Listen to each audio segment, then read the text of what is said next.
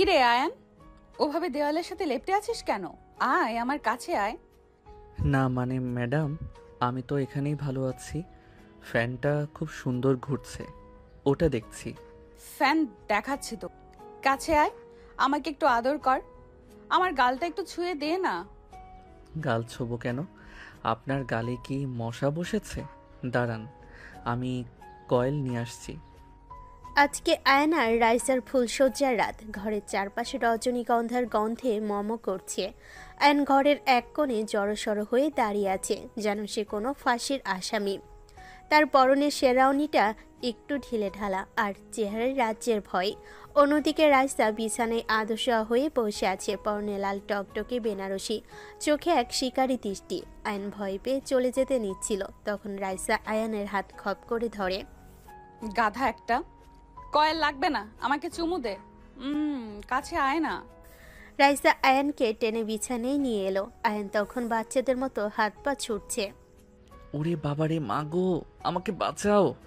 Madam, আপনি কি আমাকে কামড়ে দেবেন? আপনার ঠোঁটে তো বিষাক্ত লাল রং মাখা, আমি মারা যাব তো।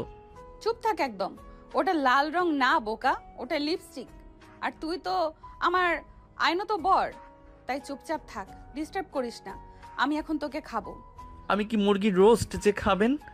আমি তো তিতা করল্লা, আমাকে খেলে আপনার পেট খারাপ হবে। প্লিজ ম্যাডাম, আমাকে ছেড়ে দেন, আমি বাসায় গিয়ে কার্টুন দেখব। রাইসা আর কোনো কথা শুনল না। সে আয়নের শার্টের কলার খামচে ধরে নিচের দিকে টান দিল। আয়ন তখনও বিড়বিড় করছে। শার্টটা ছিঁড়ে গেলে আম্মা বকবে।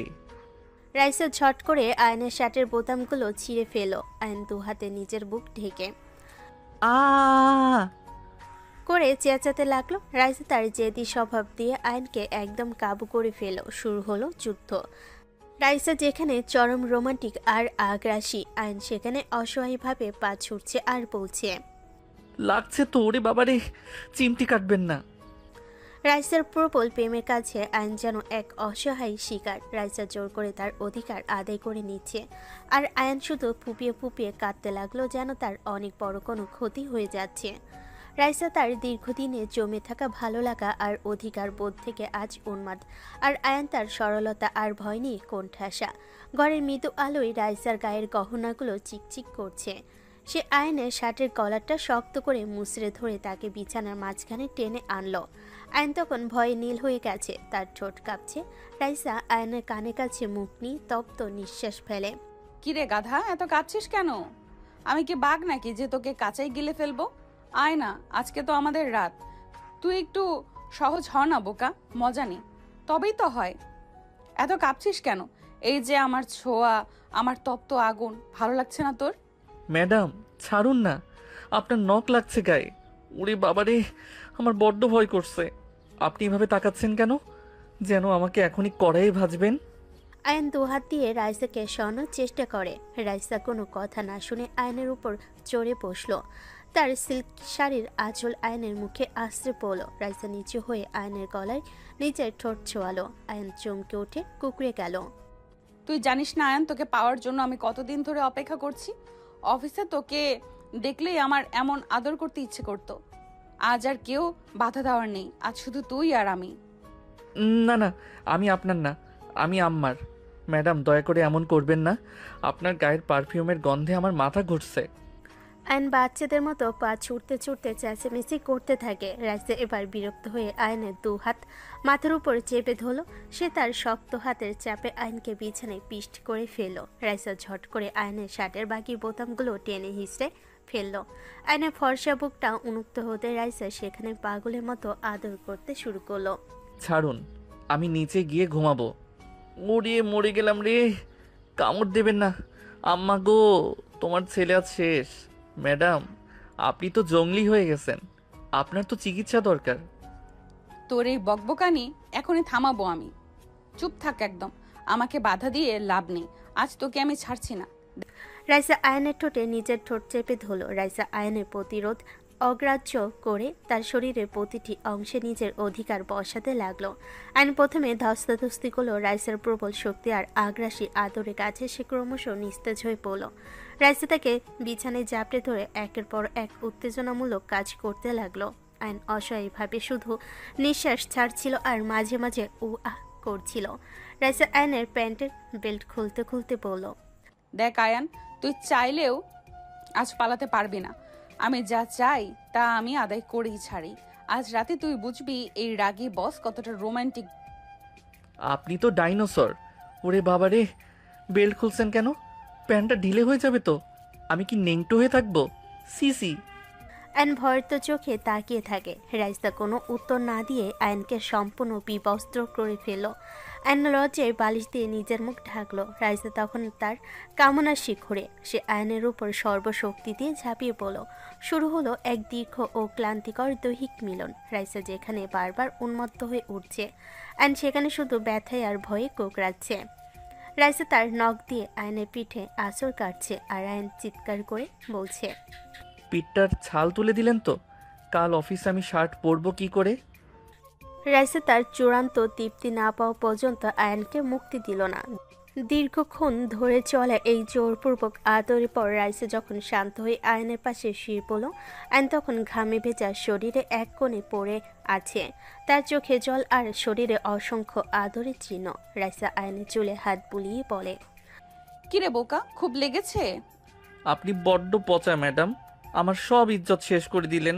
আমি কালই থানায় গিয়ে ডায়েরি করব যে আমার বস আমাকে ঘরে আটকে ধরেছে। রাইসা শুধু মুচকি হাসলো। সে জানে এই বোকা ছেলেটার উপর তার এই জবরদস্তি হয়তো আজ তাকে কষ্ট দিয়েছে, কিন্তু একসময় এই অধিকারটাই তাদের ভালোবাসার ভিত্তি হয়ে দাঁড়াবে। রাইসা আয়নকে নিজের বুকের মধ্যে জড়িয়ে নিয়ে চোখ বন্ধ করলো, আর আয়ন তখনও বিড়বিড় করছিল, প্যান্টের চেইনটা ছিঁড়ে ফেললেন। এখন নতুন একটা কিনে দিতে হবে কিন্তু। রাইসা আপন মনে হেসে দিল। আসলে রাইসা হচ্ছে শহরের নামকরা আরকে গ্রুপ এর সিও, আর আয়ন ছিল সেই অফিসেরই একজন সাধারণ ফাইল সেকশনের কর্মচারী। আয়ন বড্ড বোকা, তবে অসম্ভব সৎ। সে কোনো জটিলতা বোঝে না। রাইসা তাকে প্রথম দেখেছিল ক্যান্টিনে। সেদিন রাইসা ক্যান্টিনে ঢুকেছিল কফি খেতে। হঠাৎ দেখলো আয়ন একটা সিঙ্গারা নিয়ে বিড়বিড় করছে। তুই এত গরম কেন রে ভাই? আমাকে শান্তি মতো খেতে দিবি না? আপা, আপনি তো অনেক লম্বা। ওপর থেকে একটা টিস্যু পেপার পেরে দেবেন? হাতটা বড্ড তেলতেলে হয়ে গেছে। রাইসা তো অফিসে সবাই যাকে জমদূত মনে করে, সেই ছেলেটা তাকে টিস্যু পেপার পেরে দিতে বলছে।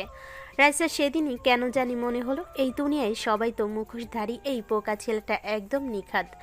এরপর থেকে রাইসা তাকে ফলো করতে শুরু করলো। অফিসে আয়নকে প্রায় সে নিজের রুমে ডাকতো। আয়ান, এই ফাইলটা টাইপ করে দাও। ম্যাম, আমার তো টাইপিং আসে না। আমি কি হাতে লিখে দেব? আমার হাতের লেখা কিন্তু মুক্তার মতো। আচ্ছা, তাই করো। আয়ন যখন ফাইল জমা দিতে আসতো, রাইসা ইচ্ছে করে তার হাত ধরার চেষ্টা করত। আয়ন হাত সরিয়ে নিয়ে বলতো, ম্যাম, ময়লা লাগবে। আমি তো বাইরে থেকে সিঙ্গারা খেয়ে এসেছি। রাইসা বিরক্ত হতো, আবার এই বোকামিতে তার মাই পড়ে যেত। রাইসার কেবিনটা ছিল কাছের তৈরি। সেখান থেকে সে সারাদিন অফিসের উপর নজর রাখত, কিন্তু গত 6 মাস ধরে তার নজর ছিল শুধুমাত্র এক জায়গায়, আয়নের ডেস্কে। আয়ন ছেলেটা বড্ড অদ্ভুত। সে যখন কাজ করে তখন কলমের ক্যাপ কামড়ায় আর আপন মনে বিড়বিড় করে। রাইসা একদিন ইন্টারকম ফোনে তাকে নিজের রুমে ডাকলো।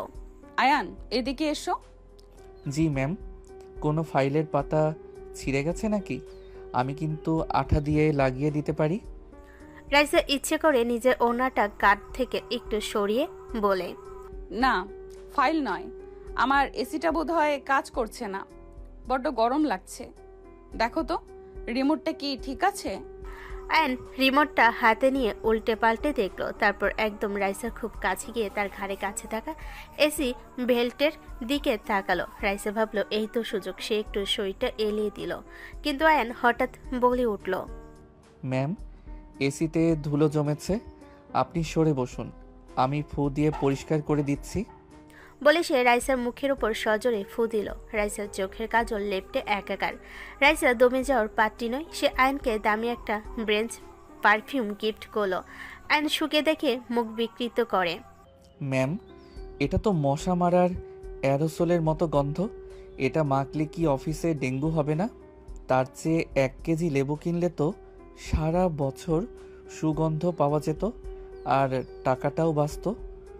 রাইসা তখন মনে মনে হাসলো। সে বুঝলো এই যুগে যেখানে সবাই তার কোটি টাকা আর সৌন্দর্যের পেছনে লাইন ধরে দাঁড়িয়ে আছে, সেখানে এই ছেলেটা একদম নির্লোভ।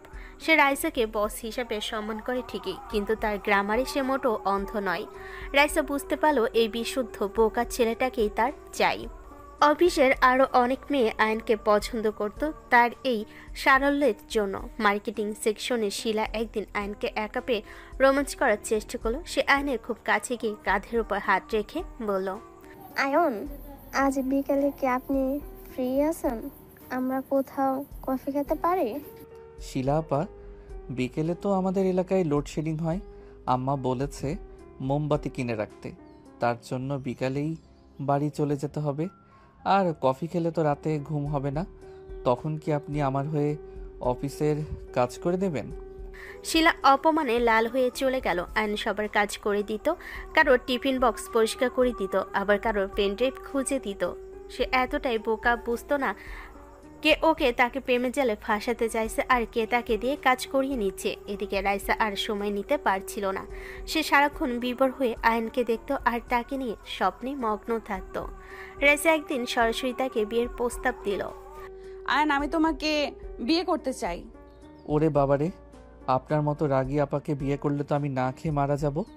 আপনি তো সারাদিন ফাইলে সই করার মতো আমার গালে চড় মারবেন। না ম্যাম, আমি আমার আম্মার পছন্দ করা মেয়েকে বিয়ে করব, যে অন্তত আমার জন্য আলু ভর্তা বানাবে। তুমি আমাকে রিজেক্ট করলে? এই রাইসা চৌধুরীকে তোমার এত সাহস? তুমি জানো আমার জন্য কত ছেলে পাগল, কত ছেলে আমার পেছনে লাইন দিয়ে ঘুরে? আমি ঘুরবো কেন? ঘুরলে তো আমার মাথা ঘোরায় ম্যাডাম। আমি তো ঘুরতে পারবো না। ছোটবেলায় একবার এমন ঘুরছিলাম, তারপর ঠাস করে মাথা ঘুরে পড়ে গেছি।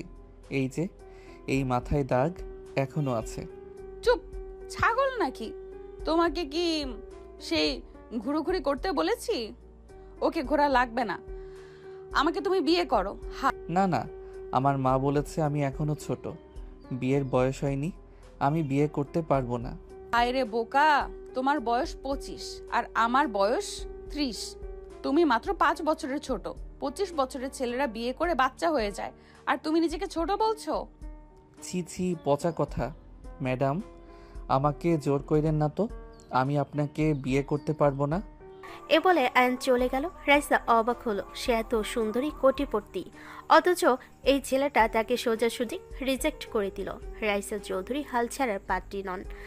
আয়নকে বশ করতে এবার তিনি ক্যান্ডেল লাইট ডিনারের আয়োজন করলেন শহরের সবচেয়ে দামি রুপটপ রেস্টুরেন্টে। 4-5টা কাজ দিয়ে ঘেরা, নিচে শহরের আলোকসজ্জা আর রেস্টুরেন্টের মাঝখানে শুধু একটা টেবিল। ভায়োলিন বাজছে মৃদু সুরে। চারপাশে শহরের নামি দামি সব মানুষ কৌতূহলী চোখে তাকিয়ে আছে। আয়ন পাঞ্জাবি পরে খুব ভয়ে ভয়ে রেস্টুরেন্টে ঢুকলো। চারপাশে এত আলো আর সাজানো টেবিল দেখে সে থমকে দাঁড়ালো। ওয়েটার তাকে এগিয়ে নিয়ে চেয়ার টেনে বসালো। ও ভাই, এই টেবিলের উপর মোমবাতি কেন? কারেন্ট চলে গেছে নাকি? আর এত বড় রেস্টুরেন্টে একটা টেবিল কেন? বাকিরা কি না খেয়ে বাসায় চলে গেছে? স্যার, আজ পুরো ফ্লোর ম্যাম আপনার জন্য বুক করেছে। ওরে বাবারে, কত টাকা অপচয়! ম্যাডাম তো দেখি আস্ত একটা জলহস্তি, সব টাকা গিলে খাচ্ছে। এই টাকা দিয়ে তো আমাদের বস্তিতে একটা টিউবওয়েল বসানো যেত। ঠিক তখনই রাইসা ঢুকলো। লাল রঙের অফ শোল্ডার গাউন, গলায় হিরের নেকলেস, চুলে মায়াবী ঢেউ। তাকে দেখে রেস্টুরেন্টের সবাই স্তব্ধ হয়ে গেল। সেই ধীর পায়ে এসে আয়নের সামনে বসলো। কেমন লাগছে আয়ন? এই ডিনারটা শুধু তোমার আর আমার জন্য। আয়ন প্লেটে রাখা ছোট্ট এক টুকরো মাংস দেখে বলে, ম্যাডাম, এইটুকু মাংস দিয়ে কি পেট ভরবে? এটা তো বিড়ালের খাবার। আর এই গ্লাসের ভেতর লাল পানি কি? এটা কি শরবত নাকি হারপিক? আর হ্যাঁ, আপনি এখানে ডাকলেন কেন? এগুলো খাওয়াবেন? অফিসে দিয়ে দিলেই হতো। ওটা রেড ওয়াইন আয়ান, বড্ড দামি। আচ্ছা ওসব ছাড়ো। রাইসা হঠাৎ টেবিল থেকে উঠে আয়নের সামনে হাঁটু গেড়ে বসলো। পুরো রেস্টুরেন্টে পিনপতন নীরবতা। রাইসা একটা হীরের আংটি বের করে বলল, আয়ান, আমি জানি তুমি একটু আলাদা, কিন্তু আমি তোমাকে সত্যি অনেক ভালোবাসি। এই আংটিটা গ্রহণ করে আমাকে চিরতরে তোমার করে নাও। চারপাশে লোকজন ফিসফিস করতে লাগলো। আরে চৌধুরী রূপের সিইও এই গোয়া ভুট্টাকে প্রপোজ করছে। আয়ন আংটিটা হাতে নিয়ে দাঁত দিয়ে কামড় দিয়ে পরীক্ষা করলো। ম্যাডাম, এটা কি লোহা নাকি প্লাস্টিক? আর আমি আপনাকে বিয়ে করব না।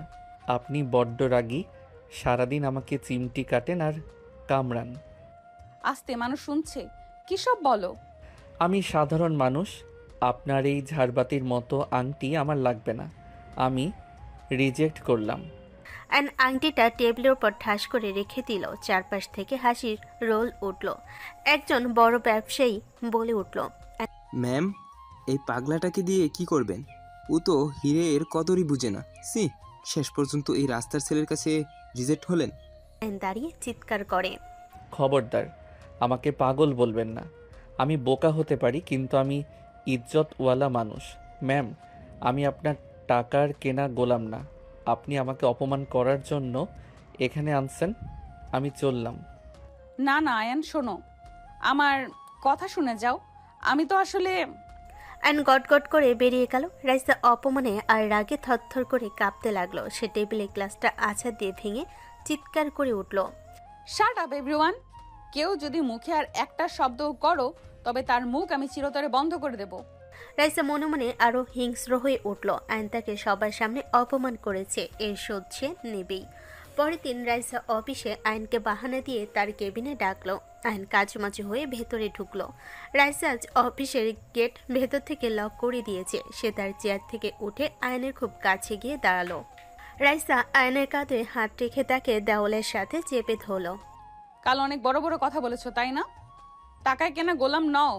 আচ্ছা, এই ব্ল্যাঙ্ক চেকটা দেখো। এখানে তুমি যত খুশি টাকা লেখো, আমি সব দিয়ে দিব। শুধু আমার কথায় রাজি হও। আয়ন চেকটা নিয়ে তাতে একটা গোল্লা আঁকলো। বিবি, এই তো গোল্লা দিলাম। এই কাগজের টুকরো দিয়ে কি হবে? এটা দিয়ে তো ঝালমুড়িও খাওয়া যাবে না। আর আপনি আমাকে এভাবে চেপে ধরছেন কেন? আমার দম বন্ধ হয়ে আসছে। রাইসা আয়নের শার্টের ভেতর হাত ঢুকিয়ে তাকে ছুতে চাইল। চুপ থাক, তুই জানিস না তোকে কাছে পাওয়ার জন্য আমার শরীর কেমন করে, আমার মন কতটা তোকে চায়। আমি তোকে যা দেব তা তোর 14 গোষ্ঠীও কল্পনা করতে পারবে না। শুধু একবার আমাকে হ্যাঁ বল। ম্যাডাম, আপনি তো দেখি আস্ত একটা আঠা। সারাদিন শুধু শরীর শরীর করেন। আপনার কি লজ্জা শরম নাই? টাকার লোভ দেখাইয়া ভালোবাসা হয় না। আপনি তো পুরাই বেহায়া হয়ে গেছেন। আমি চললাম, অফিসের কাজ বাকি আছে। আয়ন রাইসাকে ধাক্কা দিয়ে সরিয়ে দিয়ে দরজা খুলে বেরিয়ে গেল। রাইসা কেবিনের ভিতর একা দাঁড়িয়ে হাঁপাতে লাগলো। তার সাজানো বাগান যেন এক ছটফটে ইঁদুর তছনছ করে দিয়ে গেল। সে ব্ল্যাঙ্ক চেকটা ছিঁড়ে কুটি কুটি করে ফেললো। তুই যত দূর যাবি আয়ান, আমি তোকে তত বেশি করে শিকল দিয়ে বাঁধবো। টাকার লোভ দেখাবি না।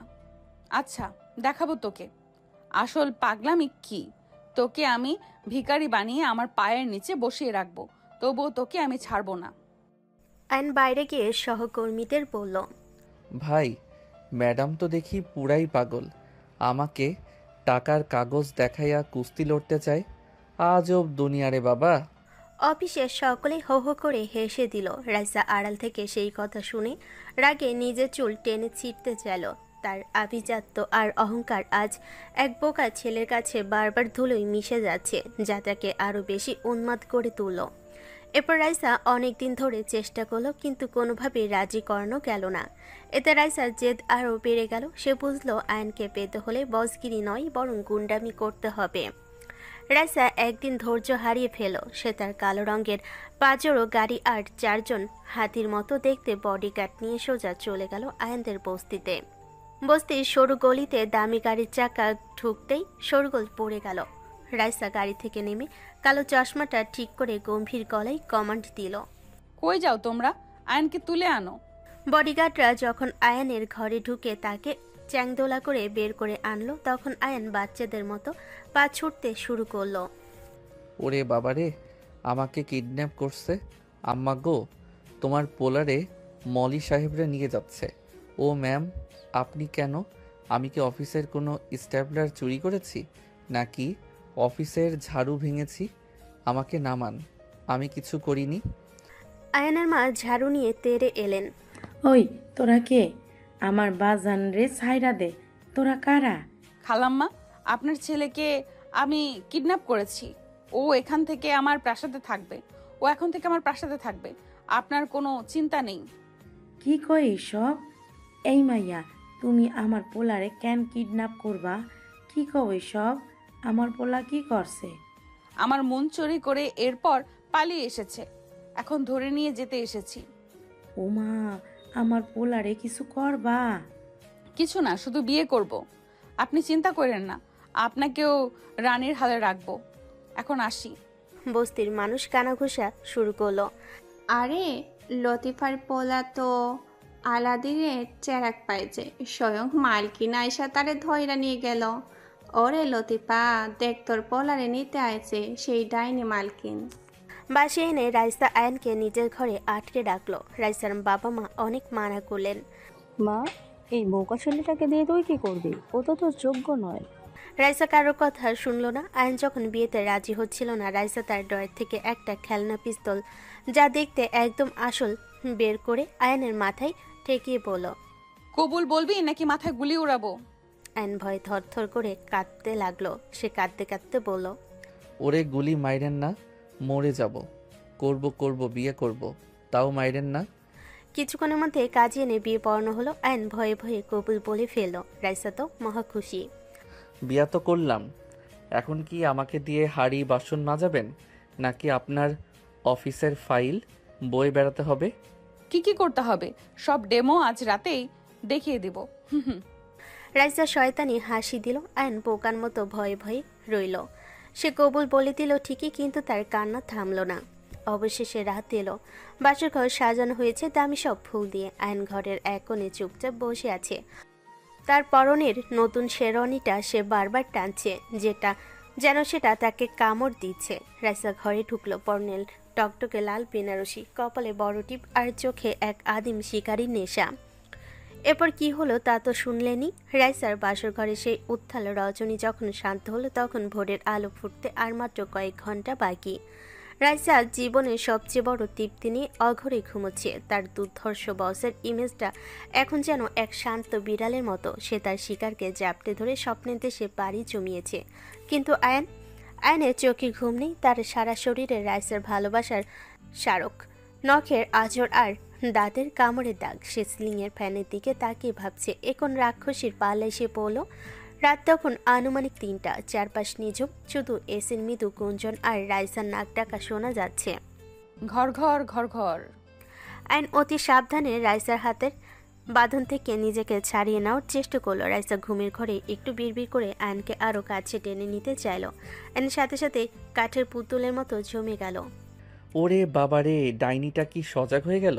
আল্লাহ গো, তুমি বাঁচাও। এই মহিলা তো মানুষ না, এ তো আস্ত একটা কালনাগিনী। আমাকে একদম চিবিয়ে খেয়েছে। এখন যদি আবার জেগে ওঠে তবে তো আমার কঙ্কালটাও খুঁজে পাওয়া যাবে না। আম্মা বলেছিল বিয়ের রাত নাকি মধুর হয়।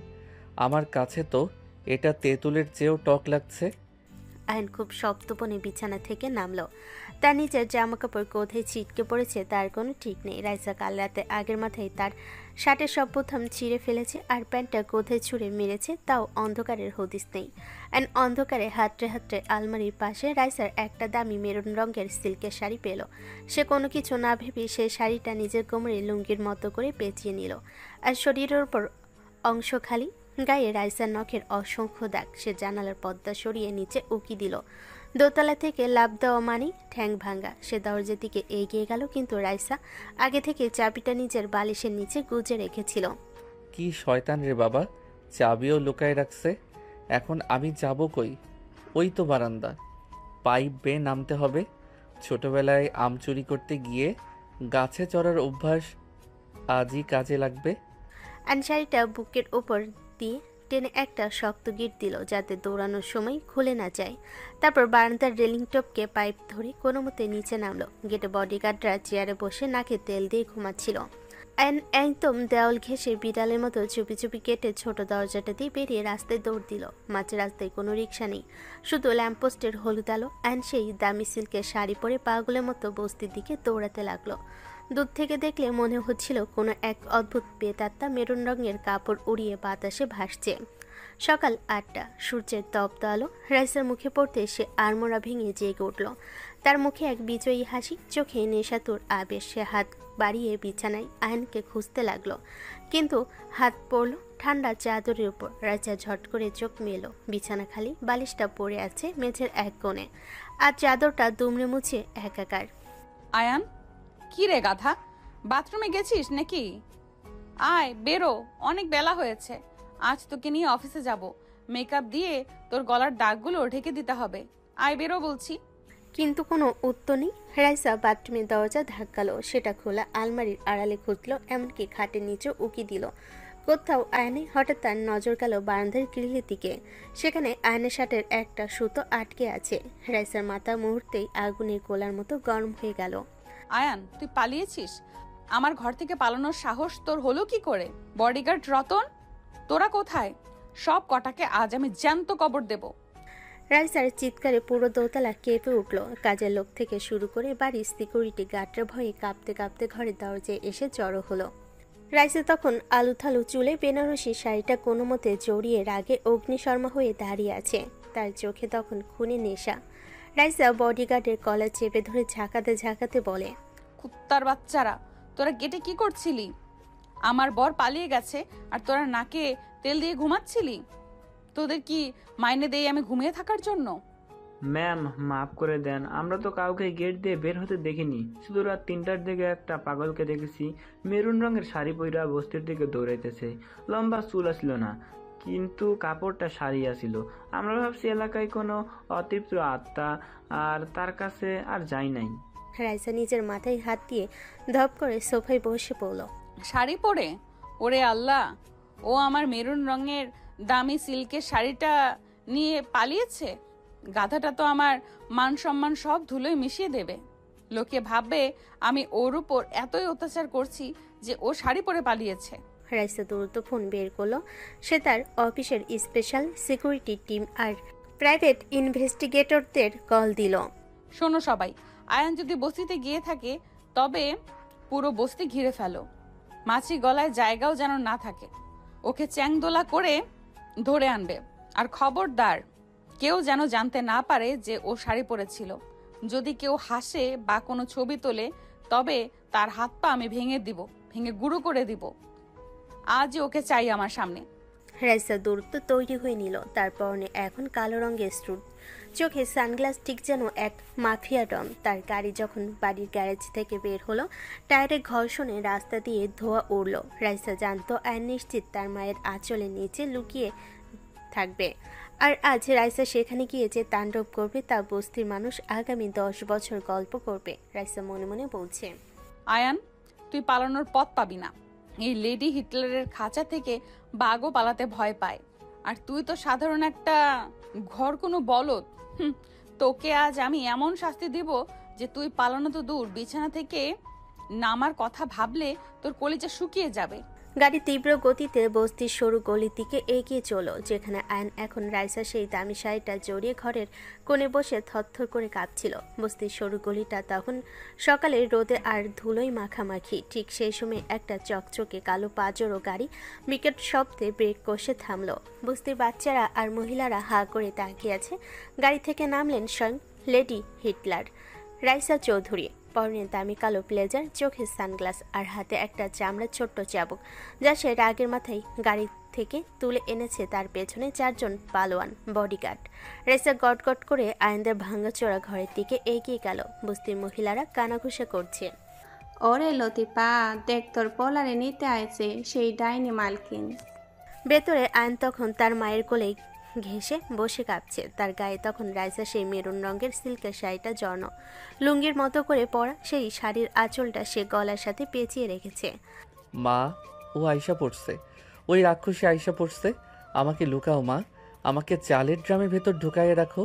ও আমাকে জ্যান্ত চিবাইয়া খাবে।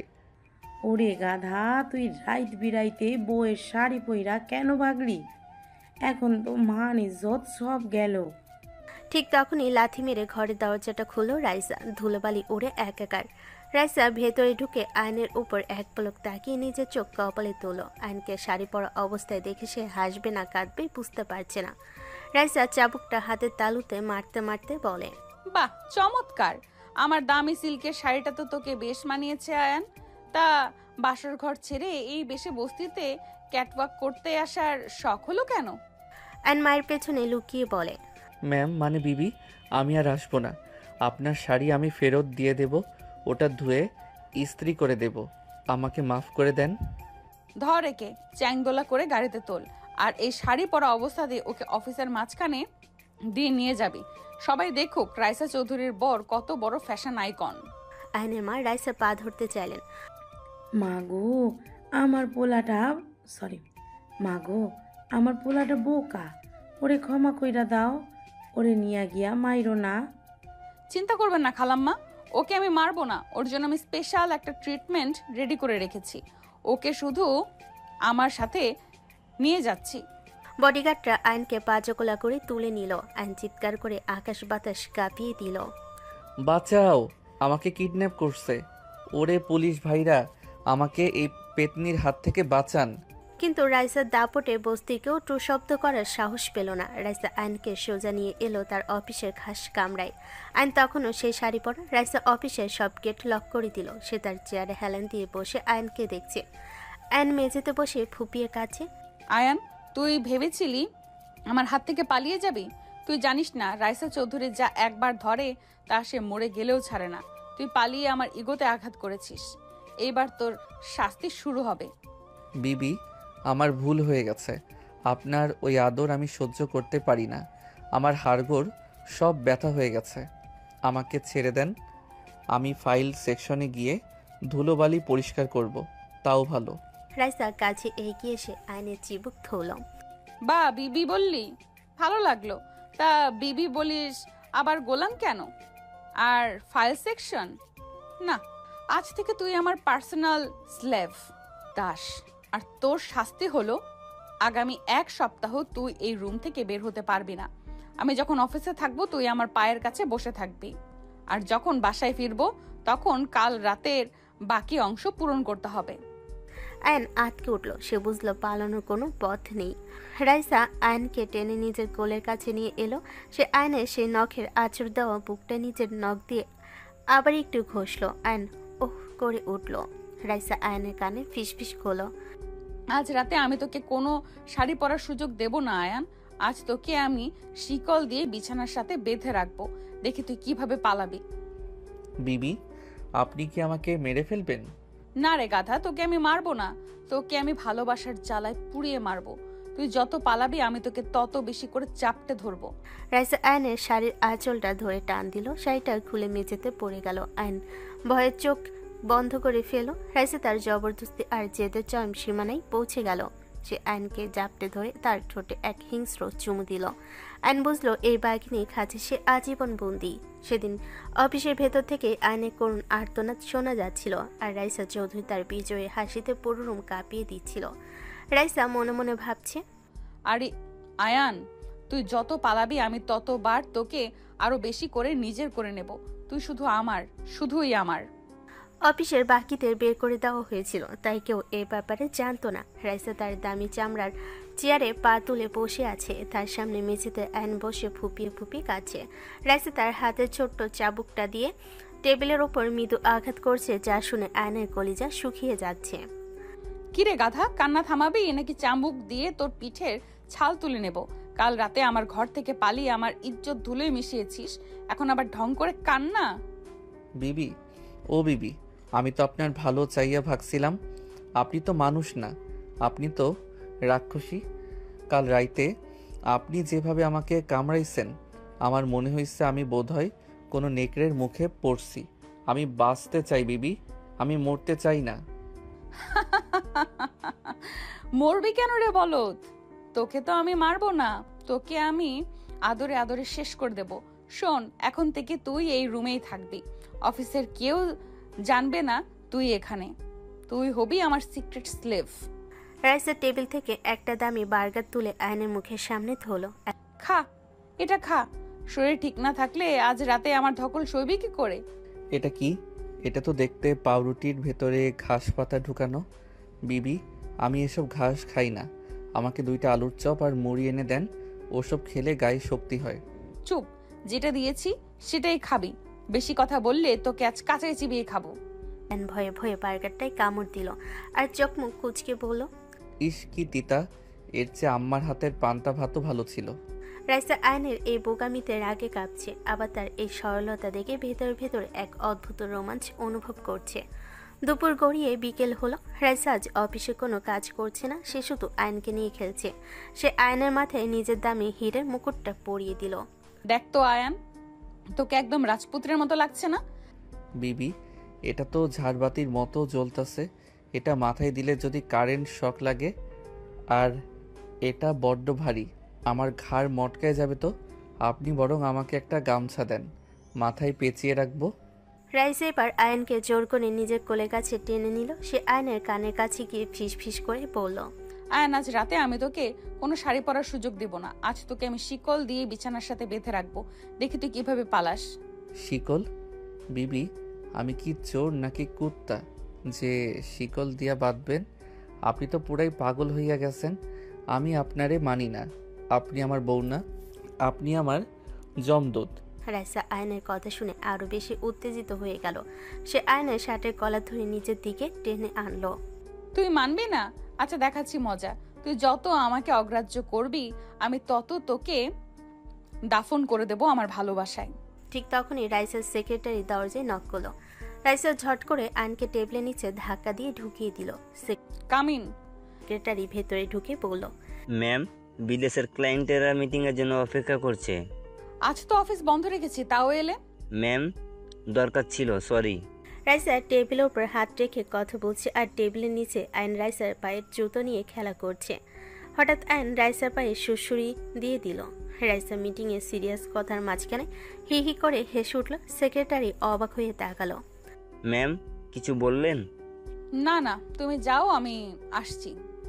সেক্রেটারি চলে যেতে রাইসার টেবিলের নিচে উগি দিল। আয়ন তখন রাইসার দামি জুতো জোড়া নিজের হাতে নিয়ে খেলছে। বিবি, এই জুতা দিয়া কি মানুষ মারে? এটার তলা তো পুরা লোহার মতো শক্ত। রাইসা আয়নকে চুল ধরে টেনে বের করলো। হারামি, তুই আমাকে সেক্রেটারির সামনে হাসালি? আজ রাতে তোকে আমি জ্যান্ত কবর দেব। রাত 10টা। রাইসা আয়নকে গাড়িতে করে আবার বাসায় নিয়ে এলো। এবার আর পালানোর কোনো সুযোগ নেই। রাইসা আয়নকে সোজা ঘরে নিয়ে গিয়ে দরজা লক করে দিল। সে ঘর ভর্তি রজনীগন্ধা ছিঁড়ে বিছানায় একাকার করে রেখেছে। রাইসা নিজের ব্লেজারটা খুলে সোফায় ছুঁড়ে মেরে, কাল রাতে তুই পালিয়ে আমার অপমান করেছিস, আজ তার সুদে আসলে শোধ নেব। আয়, এদিকে আয়। বিবি, ও বিবি, আপনার পায়ে পড়ি আমাকে ছেড়ে দেন। আমার শরীর আর সইছে না। আপনি তো জঙ্গলি বাঘিনী। রাইসা আয়নের দিকে এগিয়ে গিয়ে তাকে চ্যাপটে ধরল। বাঘিনী? হ্যাঁ, আমি বাঘিনী। আর তুই হলি আমার শিকার। আজ তোকে আমি শিকল দেব না, আজ তোকে আমি আমার শরীরের খাঁচায় বন্দি করব। রাইসা আয়নকে জোর করে বিছানায় শুয়ে দিল। সে আয়নের উপর সর্বশক্তি দিয়ে ঝাঁপিয়ে পড়ল। শুরু হলো এক অসম প্রেমের লড়াই। রাইসা আয়নের ঠোঁটে কামড় বসালো, তার বুকে নখের আঁচড় দিয়ে নিজের নাম লিখলো। আয়ন ব্যথায় কাটাচ্ছে আর বলছে, উফ বিবি, চিমটি কাটবেন না, মাংস উঠে আসবে তো। ওরে বাবা রে, আমার হাড়গোড় সব ভাঙ্গা গেল। রাইসা আজ আরও বেশি পাগলের মতো করতে শুরু করলো। সে আয়নকে কোনোভাবেই ছাড়ছে না। সে আয়নের কানে ফিস ফিস করে কড়া সব রোমান্টিক ডায়লগ দিচ্ছে। তুই শুধু আমার দাস আয়ান, তোর প্রতিটা নিঃশ্বাস আজ আমার কেনা। তুই যত কাঁদবি আমার তত ভালো লাগবে। আপনি তো পুরাই ডাইনি। আপনার কি দয়া মায়া নাই? আমি গরিব মানুষ বইলা কি আমার শরীরের কোনো দাম নাই? আপনি তো আমাকে সেক্স মেশিন বানাইয়া ফেলছেন। রাইসা তার তৃপ্তি না পাওয়া পর্যন্ত থামল না। দীর্ঘ কয়েক ঘন্টা ধরে চলল সে জবরদস্তি মিলনে। আয়ন একদম আধমরা হয়ে গেল। রাইসা যখন তার শরীরের উপর ক্লান্ত হয়ে শুয়ে পড়ল, আয়ন তখন তার চোখ দিয়ে জল ফেলছে। সে বুঝতে পারছে এই রাগী আর পাগল বসের হাত থেকে তার মুক্তি নেই। রাইসা তার জীবনের প্রতিটি পাতা নিজের রঙে রাঙাতে চায়, আর আয়ন শুধু চায় একটু শান্তি, এক থালা পান্তা ভাত। রাইসা ঘুমের ঘরে আয়নকে আরো শক্ত করে জড়িয়ে ধরল আর বলল, পালাবি না। পালানোর শক্তি কি আর রাখছেন বিবি? আপনি তো আমার কলিজাটাই চিবাইয়া খাইছেন। পুরো চৌধুরী ভিলা যখন ঘুমে আচ্ছন্ন, তখন সেই ঘরে শুধু এক পাগলি বসের তৃপ্তির নিঃশ্বাস আর এক অসহায় বরের নীরব দীর্ঘশ্বাস শোনা যাচ্ছিল। রাইসার পাগলামি যেন এক অন্তহীন সমুদ্র, যেখানে আয়ন নামের ছোট্ট নৌকাটা বারবার ডুব দিচ্ছে। বাসরাতে সে ধকল আর আদরি চিহ্ন সারা শরীরে নিয়ে আয়ন যখন সকলে চোখ মেলল, তখন ভোরের আলো জানালার পর্দা ভেদ করে ঘরে ঢুকছে। রাইসা তখনও আয়নের বুকের উপর এক হাত রেখে অঘরে ঘুমোচ্ছে। আয়ন সিলিং ফ্যানের দিকে তাকিয়ে ভাবছে, হায় রে কপাল, আম্মা বলেছিল বউ হবে লক্ষ্মী, আর আমার কপালে জুটলো এক দজ্জাল বাঘিনী। অতি সাবধানে রাইসার হাতটা সরিয়ে নামতে যেতেই রাইসা ঘুমের ঘরে ধপ করে আয়নের গেঞ্জি টেনে ধরল। পালাবি না তো আর? পালানোর চেষ্টা করছিস আয়ান? খবরদার, এক পা বাড়ালেই তোকে খাটের পায়ের কাছে বেঁধে রাখবো। না বিবি, ও বিবি, পালাবো না, বাথরুমে যাব। পেটটা কেমন মোচড় দিয়ে উঠছে। কাল রাতে আপনি যা চিমটি কাটছেন, আমার মনে হয় নাড়ি ভুড়ি সব উল্টে গেছে। রাইসার চোখ মেলে তাকালো। আয়নের বিধ্বস্ত চেহারা দেখে তার মায়া হওয়ার বদলে জেদ আরও বেড়ে গেল। সে আয়নকে জাপটে ধরে তার গালে একটা জোরে কামড় দিয়ে বলল, আজ তোকে নিয়ে অফিসে যাব, তুই আমার চোখের সামনে থাকবি। ইয়া আল্লাহ, মাফ করো।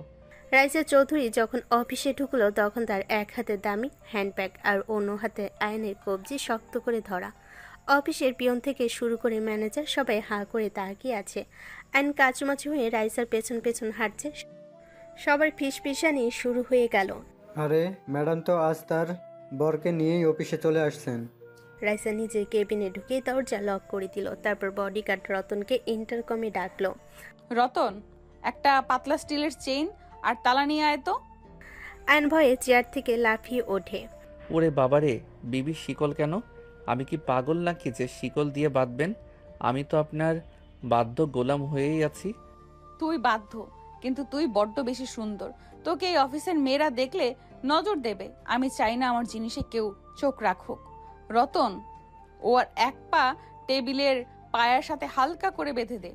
চেনটা যেন লম্বা হয়, যাতে ও সোফায় বসতে পারে, কিন্তু রুমের বাইরে যেতে না পারে। রতন ভয়ে ভয়ে রাইসার আদেশ পালন করলো। আয়ন এখন তার দামি কেবিনের এক কোণে শিকল পরা অবস্থায় বসে আছে। আয়ন শিকলটা হাতে নিয়ে নেড়ে চেড়ে দেখলো আর বিড়বিড় করলো, আম্মা বলেছিল বউ হবে ঘরের আলো, আমার বউ তো দেখি জেলের দারোগা। দুপুরবেলা রাইসার নতুন সেক্রেটারি মায়া একগাদা ফাইল আর কফি নিয়ে রুমে ঢুকলো। মায়া দেখতে বেশ সুন্দরী এবং চটপটে। সে রুমে ঢুকেই আয়নকে দেখে মুচকি হাসলো। হাই আয়না, আপনি এখানে? ম্যাডাম কি আপনাকেও জয়েন করিয়েছেন? আর এই অবস্থায় কেন আপনি? আয়ন তার স্বভাবজাত বোকামি নিয়ে দাঁত বের করে হাসলো। না আপা, উনি আমাকে এখানে বেঁধে রাখছেন। আপনি কি তালাটা খুলতে পারবেন? আমার খুব ঝালমুড়ি খেতে ইচ্ছে করছে। রাইসা ল্যাপটপ থেকে চোখ তুলে তাকালো। মায়ের হাসি আর আয়নের কথা বলে দেখে রাইসার মাথায় যেন রক্ত চড়ে গেল। সে কলমটা সজোরে টেবিলের উপর আছাড় দিয়ে মারল। মায়া, তোর সাহস কত বড় যে তুই আমার পারমিশন ছাড়া আমার বরের সাথে কথা বলছিস? আর আয়ান, তুই ওর দিকে তাকিয়ে হাসলি কেন? তুই কি চাস আমি তোর ঠোঁট সেলাই করে দেই? বিবি, ও তো শুধু হাসলো। আমি তো ভাবলাম আপার বোধহয় দাঁতে পোকা হয়েছে, তাই দেখাচ্ছে। রাইসা মায়ের দিকে তেড়ে গিয়ে তার কাঁধ ধাক্কা দিয়ে বলে, বের হ, এক্ষুনি বের হ আমার অফিস থেকে। তোর চাকরি আজই শেষ। রতন, ওকে ঘাট ধাক্কা দিয়ে গেটের বাইরে দিয়ে আয়। খবরদার, মায়াকে যেন আর কখনো এই এলাকায় না দেখি। মায়া কাঁদতে কাঁদতে চলে গেল। রাইসার আগে ফুসতে ফুসতে আয়নের খুব কাছে গিয়ে তার কলার ধরল। শোন আয়ান, তুই শুধু আমার, এই রাইসা চৌধুরীর সম্পত্তি। অন্য কোনো মেয়ে যদি তোর দিকে তাকায়, তবে আমি তার চোখ তুলে নেব। আর তুই যদি হাসিস, তবে তোকে আমি জ্যান্ত চিবিয়ে খাবো। আর হবে না বিবিজান, মাফ করেন। রাত 10টা। রাইসা আয়নকে নিয়ে বাসে ফিরল। রাইসা জেদে আর উত্তেজনায় পাগল হয়ে আছে। সে আয়নকে ধাক্কা দিয়ে বিছানায় ফেলে দিল। আয়ন বিছানায় শুয়ে হাঁপাচ্ছে। বিবি, আমার হাড়গোড় সব ব্যথা। আপনার এই টক্সিক ভালোবাসা আমি আর সইতে পারছি না। আপনি কি আমাকে মেরেই ফেলবেন? রাইসা নিজের ব্লেজারটা খুলে সোফায় ছুঁড়ে মেরে, তোকে মারবো না রে গাধা। তোকে আমি এমন আদর করব যে তুই অন্য কোনো মেয়ের কথা ভাবতেও ভুলে যাবি। আজ তোকে আমি শেকল দেব না, আজ তোকে আমি আমার শরীরের মায়ায় বন্দি করব। রাইসা আয়নের উপর সর্বশক্তি দিয়ে ঝাঁপিয়ে পড়ল। শুরু হলো এক অসময় যুদ্ধ। রাইসা আয়নের ঠোঁট গলে আর বুকে কামড় বসাতে লাগলো। আয়ন যন্ত্রণায় আর ভয়ে পা ছুটতে লাগলো। উফ, ওরে বাবারে, চিমটি কাটবেন না, আমার মাংস উঠে আসবে তো। বিবি, আপনি তো পুরাই ডাইনি, আপনার কি দয়া মায়া নাই? দয়া মায়া দিয়ে রাইসা চৌধুরী চলে না, রাইসা চৌধুরী চলে দখল দায়িত্ব দিয়ে। তুই যত চিল্লাবি আমার তত ভালো লাগবে। আজ রাতে তুই এক ফোঁটাও ঘুমাতে পারবি না। রাইসা আয়নকে কোনোভাবেই ছাড়ল না। দীর্ঘ কয়েক ঘন্টা ধরে চলা সেই জোরপূর্বক রোমাঞ্চে আয়ন একদম নিস্তেজ হয়ে পড়ল। রাইসা যখন তৃপ্তি নিয়ে আয়নের বুকের উপর মাথা রেখে শুয়ে পড়ল, আয়ন তখন চোখ দিয়ে নিঃশব্দে জল ফেলছে। সে বুঝতে পারছে এই রাগী আর পাগল বসের হাত থেকে তার মুক্তি নেই। আয়ন বিড়বিড় করে বলল, বিবি, প্যান্টের চেইনটা তো ছিঁড়লেনি, গেঞ্জিটাও তো শেষ। কাল অফিসে কি আমি গামছা পরে যাব? রাইসা ঘুমের ঘরে আয়নকে আরও শক্ত করে জড়িয়ে ধরে হাসলো। সে জানে এই বোকা ছেলেটাকে এভাবেই আগলে রাখতে হবে। কিছুদিন পর আয়নের মা লতিফা বেগম হঠাৎ অসুস্থ হয়ে পড়েন। খবর পেয়ে আয়ন অস্থির হয়ে ওঠে, কিন্তু রাইসা তাকে একা ছাড়তে নারাজ। রাইসার ভয় আয়ন যদি একবার বস্তিতে যায় তবে হয়তো আর ফিরে আসবে না।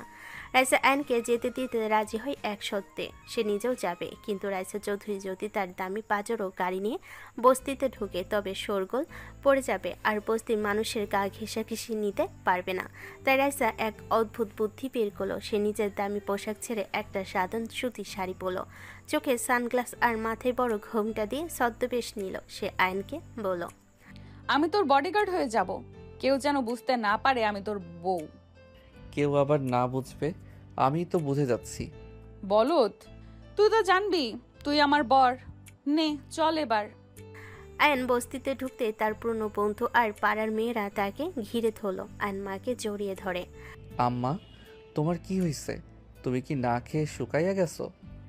আরে না রে বাজান, একটু জ্বর আইছে। তা তোর পিঠে এই ঘুমটা পড়া কে? আয়ন কিছু বলার আগে রাইসা ঘুমটার আড়াল থেকে খসখসে গলেই বলল, আমি আসলে আয়নের বসের দুঃসম্পর্কের খালা। শহর থেকে আসছি ওর দেখাশোনা করতে। ওর এই যে বস ম্যাডাম। আচ্ছা আসো, তোমরা ঘরে আসো। আয় বাবা, ওই দজ্জাল মহিলা না জানি তোরে কত কষ্ট দেয়। কি বললেন? কি হয়েছে, কোনো সমস্যা আপা? না না, ঠিক আছে, ব্যাপার না। হ্যাঁ, মেয়েটার দজ্জাল আছে। আয়ন মিটমিট করে হাসে। রাইসা চোখ পাকায়, সবাই ঘিরে গিয়ে বসে। একদিকে বস্তির এক চটপটে মেয়ে ঝুমা আয়নের খুব কাছে গিয়ে বসলো। ঝুমা আয়নের হাত ধরে বলল। রাইসা আড়াল থেকে দাঁত কিরমির করতে লাগলো। সে সহ্য করতে না পেরে ঝুমার হাত জাপটে সরিয়ে দিল। আয়ান ভাই, শহরে গিয়ে তো আমাদের ভুলে গেছেন। আপনার গালগুলো তো দেখি অনেক লাল হয়ে গেছে। কে কামড়াইছে? এই মেয়ে, খবরদার ওর হাত ধরবি না। ওর গালে অ্যালার্জি আছে, ছোঁয়া লাগলেই ও পাগল হয়ে কামড়ায়। তুই দূরে গিয়ে বস। ঝুমা অবাক হয়ে বলল, খালা, আপনি এত রাগ করেন কেন? আপনার কি সমস্যা? রাইসার সহ্য করতে পারলো না। সে ঘুমটা ফেলে দিয়ে ঝুমার চুল মুঠো করে ধরল। খালা না রে শয়তান্নি, আমি ওর বউ। ওর দিকে যদি আর একবার তাকাস তবে তোরও বস্তির ঘর আমি বুলডোজার দিয়ে ঘুরিয়ে দেব। আয়ন ভয়ে মায়ের পেছনে গিয়ে লুকালো। ঝুমা ভয়ে কাঁপছে। আয়নের মা অনুরোধ করার পরও রাইসা শুনল না। কিছু টাকা দিয়ে রাইসা আয়নকে টেনে বের করে চ্যাংদোলা করে গাড়িতে তুলো। বাসে এনে রাইসা আয়নকে শাস্তি হিসেবে সারা রাত ড্রয়িং রুমের সোফায় বেঁধে রাখলো। আয়ন কাঁদতে কাঁদতে বলল, বিবি, ঝুমা তো শুধু আমার জ্বর দেখতেছিল, আপনি তো দেখি আস্ত একটা ডাইনি। রাইসা চাইলো আয়নের মন ভালো করতে। সে শহরের সবচেয়ে দামি 5 স্টার রেস্টুরেন্টে ক্যান্ডেল লাইট ডিনারের ব্যবস্থা করলো। আয়নকে জোর করে একটা টাই স্যুট পরানো হলো। আয়ন আয়নে নিজেকে দেখে বলল, বিবি, আমাকে তো একদম ওই অফিসের পিয়নের মতো লাগছে। এই গলায় দড়ি কেন দিছেন? আমি কি ঝুলে মরবো? চুপ, কথা বলবে না। রেস্টুরেন্টে রাইসা খুব রোমান্টিক মুডে ছিল। সে একটা কাঁটা চামচ দিয়ে আয়নকে পাস্তা খাইয়ে দিতে চাইলো। নে আয়ান, একটু মুখে দে, দেখ কত সুস্বাদু। ওরে বাবারে, এগুলো তো দেখতে কেঁচোর মতো। আমি এসব সাপ খুব খাই না। বিবি, আপনি কি আমাকে বিষ খাওয়াইয়া মারতে চান? আমাকে এক থালা ভাত আর শুকনা মরিচ পোড়া দিয়া আলু ভর্তা এনে দেন। ওটা খাইলে কলিজা ঠান্ডা হয়। রাইসা রেগে গিয়ে টেবিল চাপড়ালো। চারপাশে তাকিয়ে দেখলো সব দামি মানুষ হাসাহাসি করছে। রাইসা দমে যাওয়ার পাত্রী নয়। সে ওয়েটারকে ডেকে বলল, যাও, এই মুহূর্তেই এর জন্য আলু ভর্তা আর ভাত নিয়ে আসো। যদি না থাকে তবে পাশের দোকান থেকে কিনে আনো। খাবার আসার পর আয়ন হাত দিয়ে মাখিয়ে খেতে শুরু করলো। রাইসা দামি সাধারণ গাউনে ভাতের মাড়ি ছিটকে পড়লো। রাইসা রেগে যাওয়ার বদলে আয়নের এই পাগলামিতে মুগ্ধ হয়ে গেল। সে আয়নের খুব কাছে গিয়ে বসলো। রাইসা আয়নের গালে সস মাখিয়ে দিয়ে বলল, আয়ান তুই জানিস তুই কত কিউট, আমি চাই তুই আমাকে খাইয়ে দিবি। আয়ন এক লোকমা আলু ভর্তা রাইসার মুখে জোর করে ঢুকিয়ে দিয়ে বলল, এই নেন বিবি, খান। আলু ভর্তার টেস্ট বুঝবেন এখন। রাইসা ঝালে অস্থির হয়ে গেল, কিন্তু সে আয়নকে ছাড়ল না। সে রেস্টুরেন্টের সবার সামনে আয়নকে জাপটে ধরে তার ঠোঁটে একটা গভীর চুমু দিল। আয়ন লজে আলু ভর্তার প্লেট উল্টে ফেলল। ওরে বাবারে, বিবি মানুষ দেখতাছে, আমার ইজ্জত তো সব শেষ। আপনি তো পুরাই বেহায়া হয়ে গেছেন। রাইসা আর দেরি করলো না, বাসায় চলে আসলো। বাসায় ফেরার পর রাইসা আরো বেশি উন্মত্ত হয়ে উঠল। আলু ভর্তার ঝাল আর আয়নের বোকামি তাকে আরো বেশি উত্তেজিত করে তুলল। সে আয়নকে বেডরুমে নিয়ে গিয়ে দরজা লক করে দিল। আজ রাতে তুই আলু ভর্তা খেয়েছিস, এখন তার ঝাল আমি তোর শরীর থেকে বের করব। আয় আমার কাছে। রাইসা আয়নকে বিছানায় ফেলে তার পাঞ্জাবি টেনে ছিঁড়ে ফেলল। রাইসা আয়নের শরীরে কামড় দিতে শুরু করলো। আয়ন ব্যথায় আর লজ্জায় শুধু বলতে লাগলো, বিবি আপনি তো জংলি বাঘের চেয়েও খতরনাক। আলু ভর্তা খাওয়াইয়া কি ভুলই না করলাম। রাইসা তাকে জড়িয়ে ধরে, তুই যত বেশি বোকামি করবি আমি তোকে তত বেশি করে খাবো। তুই শুধু আমার আয়ান বলল। সেদিন রাত 3টে। রাইসা তখনও আয়নকে জড়িয়ে ধরে তার আধিপত্য বিস্তার করছিল। আয়নের শরীরে অসংখ্য লাল দাগ, ব্যথা তার শরীর রিটি করছে, কিন্তু রাইসার সেদিকে খেয়াল নেই। সে নিজের উন্মাদনাই মত্ত। হঠাৎ আয়ন রাইসাকে গায়ে জোরে ধাক্কা দিয়ে সরিয়ে দিল। সরেন, আমার গা থেকে সরেন, আমি আর পারছি না। কিরে বলত, তোর এত সাহস আমাকে ধাক্কা দিলি? তুই জানিস আমি কে? আয়ন বিছানা থেকে নেমে নিজের ছেঁড়া পাঞ্জাবিটা গায়ে জড়িয়ে বলে, জানি আপনি একজন অহংকারী, দয়ালুহীন আর একটা পাগল মহিলা। আপনি আমাকে মানুষ মনে করেন না, আমাকে একটা খেলনা মনে করেন, যেটা দিয়ে আপনি যখন ইচ্ছা খেলবেন, যখন ইচ্ছা কামড় দেবেন। আমি কি আপনার বাড়ির পোষা বিড়াল? রাইসা থতমত খেয়ে গেল। আয়নের চোখে আজ পানি নেই, আছে আগুন। আপনি ভেবেছেন টাকা দিয়ে সব কেনা যায়? আপনি আমাকে বস্তি থেকে তুলে আনছেন, ভাবছেন আমি আপনার কেনা চাকর। আমি বোকা হতে পারি, কিন্তু আমারও তো একটা মন আছে। আপনি আমাকে অন্য মেয়েদের সামনে অপমান করেন, আমাকে শিকল দিয়ে বাঁধেন। এসব কি ভালোবাসা? এটা তো জিনা হারাম করা পাগলামি। আপনার এই সোনার খাঁচায় থাকার চেয়ে আমার বস্তির ড্রেনের পাশে থাকা অনেক ভালো। আয়ান সীমা লঙ্ঘন করবি না, ফিরে আয় বলছি। এক কদমও আসবো না। আপনার ওই লিপস্টিক মাখা ঠোঁট আর নখের আঁচড় আমার ঘেন্না ধরে গেছে। আপনি ভালোবাসতে জানেন না, আপনি শুধু দখল করতে জানেন। আমি চললাম, আজ থেকে আপনার সাথে আমার সব শেষ। আপনার কোটি টাকা আর এই অট্টালিকা নিয়ে আপনি একাই থাকেন। আইন গটগট করে দরজা খুলে বেরিয়ে গেল। বডিগার্ডরা আটকা দিলে আইন চিৎকার করে উঠল, শর্তরা, আজ যদি কেউ আমাকে ছুঁয়েছিস তবে মাথা ফাটিয়ে দেব। আয়নে সে রুদ্ররূপ দেখে বডিগার্ডও পিছিয়ে গেল। রাইসা ঘরের ভেতর স্তব্ধ হয়ে বসে রইল। সে ভাবতে পারেনি আয়ন তাকে এভাবে মুখের উপর কথা শুনিয়ে চলে যাবে। পরের দিন অফিসে রাইসার মন বসলো না। সে পুরো অফিস খা খা করছে, কেউ উচ্চস্বরে কথা বলছে না। রাইসা বারবার আয়নের সেই সোফারের দিকে তাকাচ্ছে যেখানে আয়ন শিকল পরা অবস্থায় বসে থাকতো। হঠাৎ তার নজর গেল আয়নের ডয়ারের দিকে। রাইসার ডয়ারটা খুলতে দেখলো সেখানে এক টুকরো কাগজ, কাগজে আঁকাবাঁকা হাতে লেখা। লেখাটা অনেক দিন আগে। বিবি, আপনার জন্য একটা লাল গোলাপ আনছিলাম অফিসের বাগান থেকে, দিতে পারি নাই। যদি আপনি আবার ঝাড়ি দেন। আপনি অনেক সুন্দর, কিন্তু আপনার মনটা পাথরের। ভালো থাকবেন।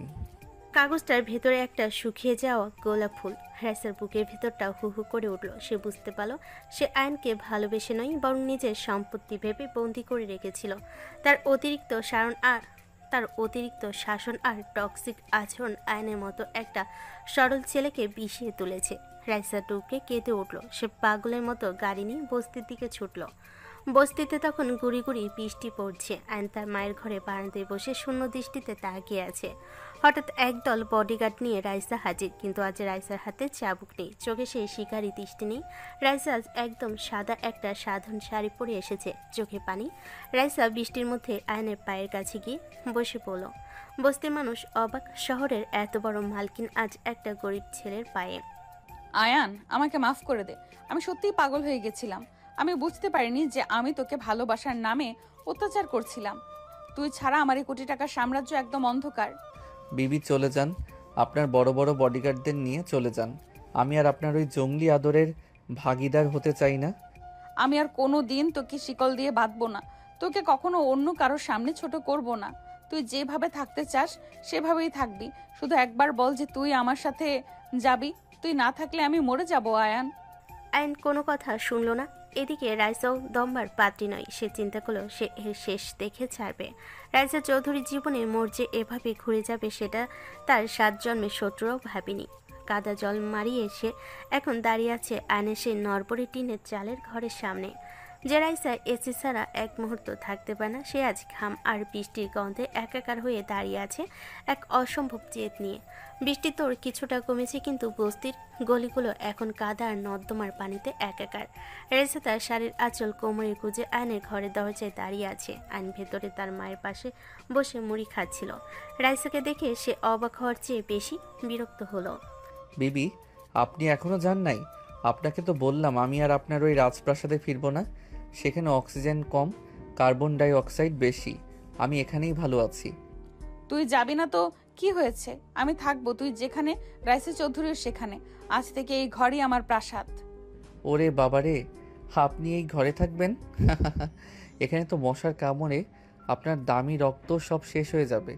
আর রাতে যখন ইঁদুর আপনার আঙুলে সুরসুরি দিবে তখন বুঝবেন কত ধানে কত চাল। যান বিবি, নিজের এসি রুমে গিয়ে ঘুমান। রাইসা কারোর কথা শুনল না। সে রতনকে নির্দেশ দিল বস্তির বাইরে পাহারায় থাকতে এবং তার জন্য একটা প্লাস্টিকের মোড়া আর কিছু জিনিস দিয়ে যেতে। আয়নের মা লতিফা বেগম অবাক হয়ে বললেন, মা জননী, তুমি আমাদের এই গরিবের ঘরে কেমনে থাকবা? আমরা তো নিচে পাটি বিছাইয়া শুই।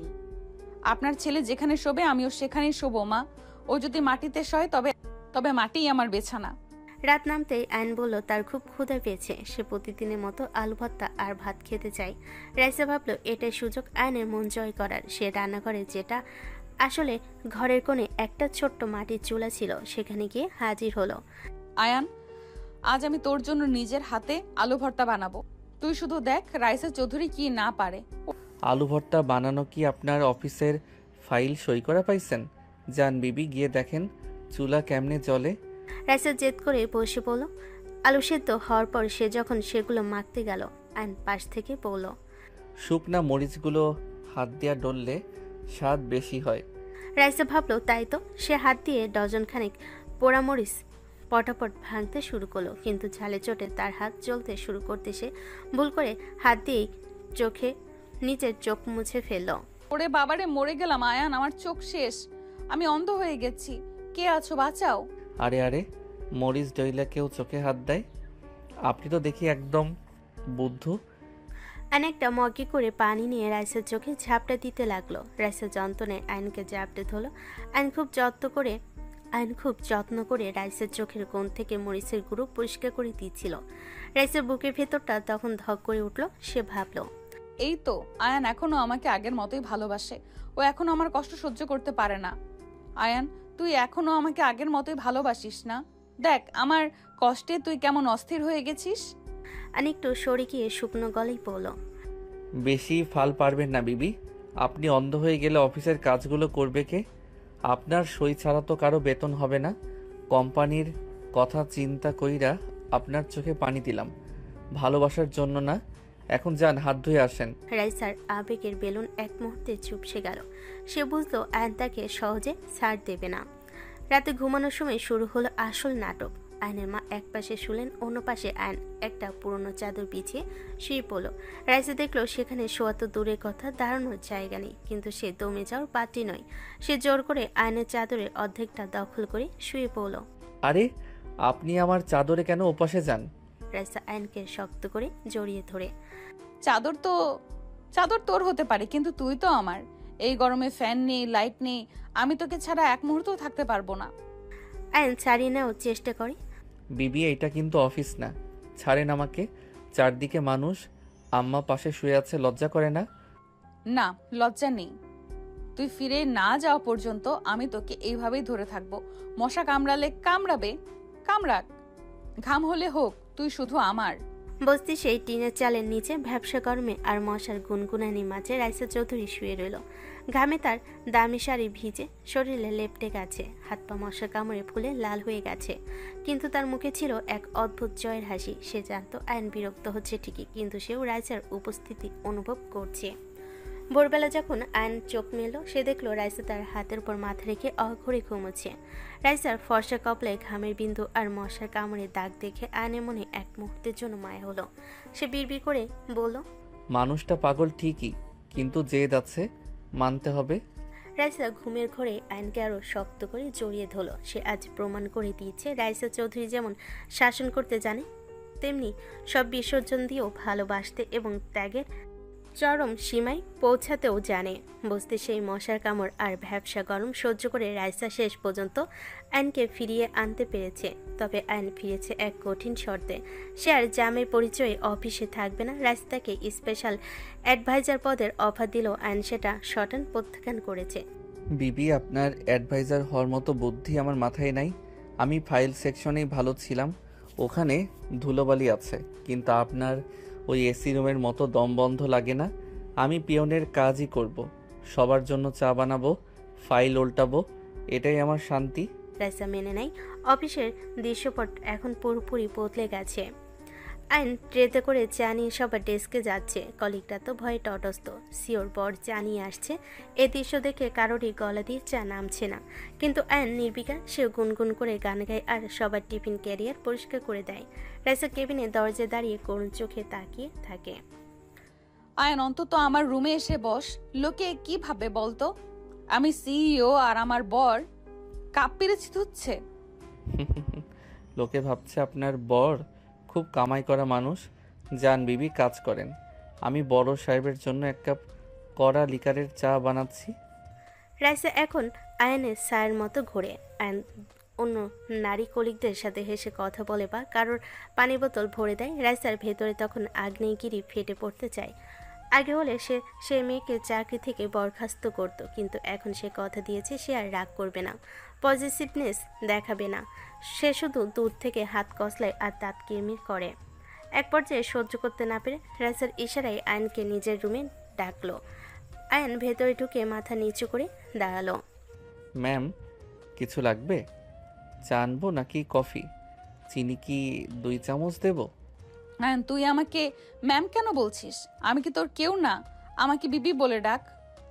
তুই এইভাবে পর করলে আমার বুকটা ফেটে যায় রে।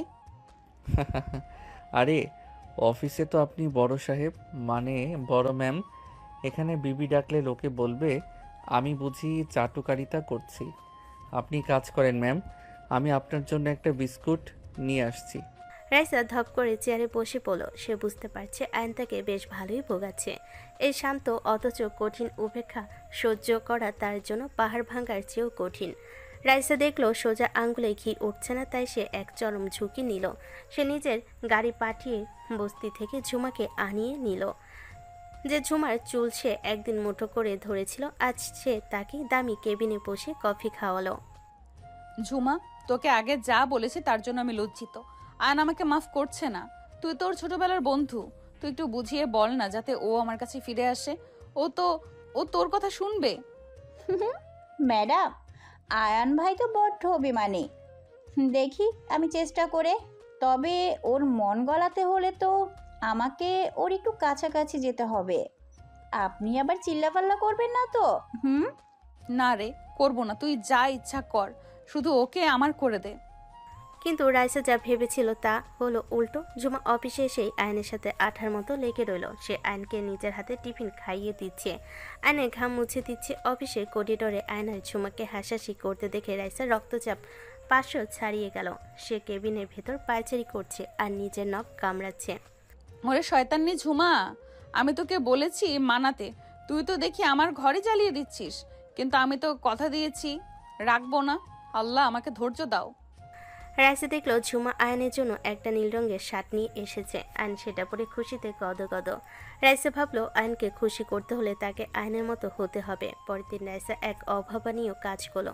সে তার দামি ডিজাইনার শাড়ি বা সালোয়ার কামিজ পরল না। সে আয়নের একটা পুরনো নীল শার্ট আর জিন্স পরে অফিসে চলে এলো।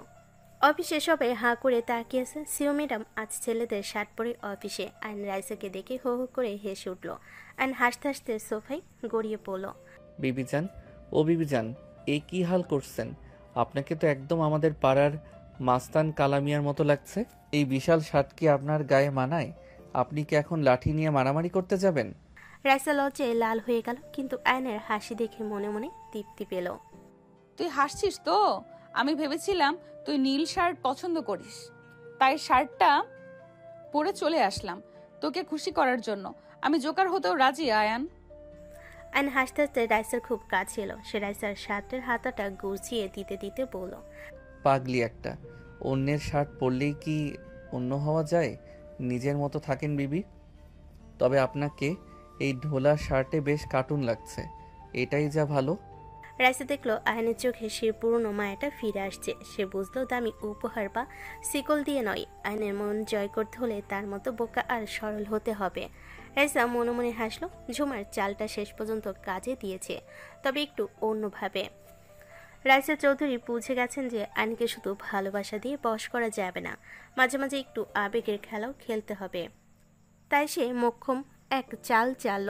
সে হঠাৎ করে অসুখে পড়ে অবস্থা খারাপ এমন ভাব করলো। রাইসা তার বেডরুমের জানালা দরজা বন্ধ করে কপালে একটা ভেজা রুমাল দিয়ে শুয়ে আছে। বডিগার্ড রতনকে ডেকে কড়া নির্দেশ দিয়ে রেখেছে। রতন, আয়নকে ফোন কর, বলবি রাইসা ম্যাডাম শেষ নিঃশ্বাস ত্যাগ করেছেন, ও যেন এখনই আসে, না এলে হয়তো আর দেখা হবে না। যা, কান্নাকাটি একটু বেশি করবি। রতন ফোনে গলা ফাটিয়ে চিৎকার শুরু করলো। সর্বনাশ হয়ে গেছে, ম্যাডাম তো কথা বলতে পারতেছেন না, চোখ উল্টে গেছে, আপনি জলদি আসেন। খবরটা পাওয়া মাত্র আয়ন তড়িঘড়ি করে দৌড়ে এলো। সে ঘরে ঢুকে দেখলো রাইসা নিস্তেজ হয়ে পড়ে আছে। আয়নের বুকটা ধক করে উঠল। সে রাইসার খুব কাছে গিয়ে বসলো। বিবি, ও বিবি, চোখ খোলেন। এ কি হলো আপনার? কাল রাতেও তো ঝুমার সাথে আমার হাসাহাসি দেখে দাঁত কিরমির করছিলেন, আজ কি হলো? আয়ান, আমি মনে হয় আর বাঁচবো না। তোকে অনেক কষ্ট দিয়েছি না, আমাকে মাফ করে দিস। আমার সব সম্পত্তি তোর নামে লিখে রেখেছি। উফ, খুব কষ্ট হচ্ছে রে। রাইসা মনে মনে ভাবছিল এবার আয়ন তাকে জড়িয়ে ধরে কাঁদবে আর বলবে, আমি তোমাকে ছাড়া বাঁচবো না বিবি। কিন্তু আয়ন করলো তার ঠিক উল্টোটা। সে রাইসা কপালে হাত দিয়ে কিছুক্ষণ ভাবলো, তারপর গম্ভীর মুখ থেকে ঘর থেকে বেরিয়ে গেল। রাইসা ভাবলো হয়তো ডাক্তার ডাকতে গেছে। মিনিট 15 পর আয়ন ঘরে ঢুকলো, তবে সাথে ডক্টর নয়, বরং তার বস্তির পরিচিত এক অদ্ভুত ওঝা কাশেম কবিরাজ। লোকটার গলায় হাড়ের মালা, হাতে এক গাদা নিম পাতা আর মুখে জর্দা মাখা বিশ্রী গন্ধ।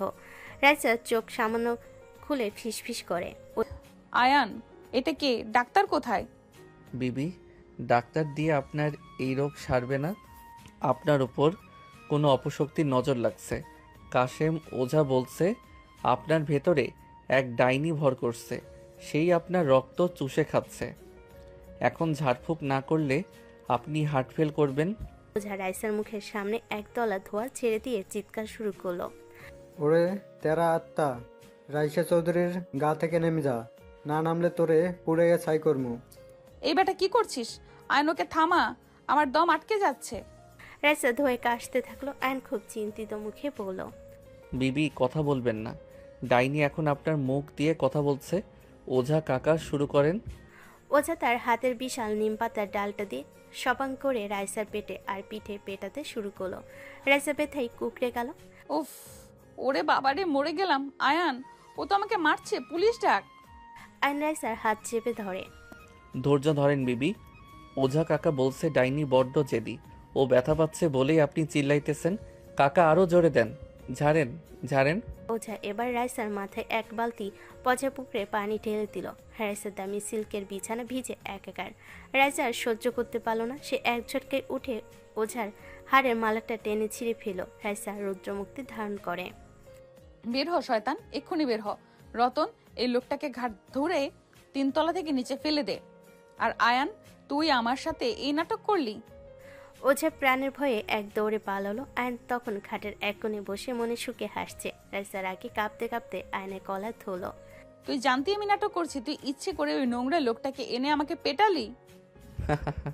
বিবি, আপনি অফিসের বস হতে পারেন, কিন্তু অভিনয়ের বস হতে পারেন নাই।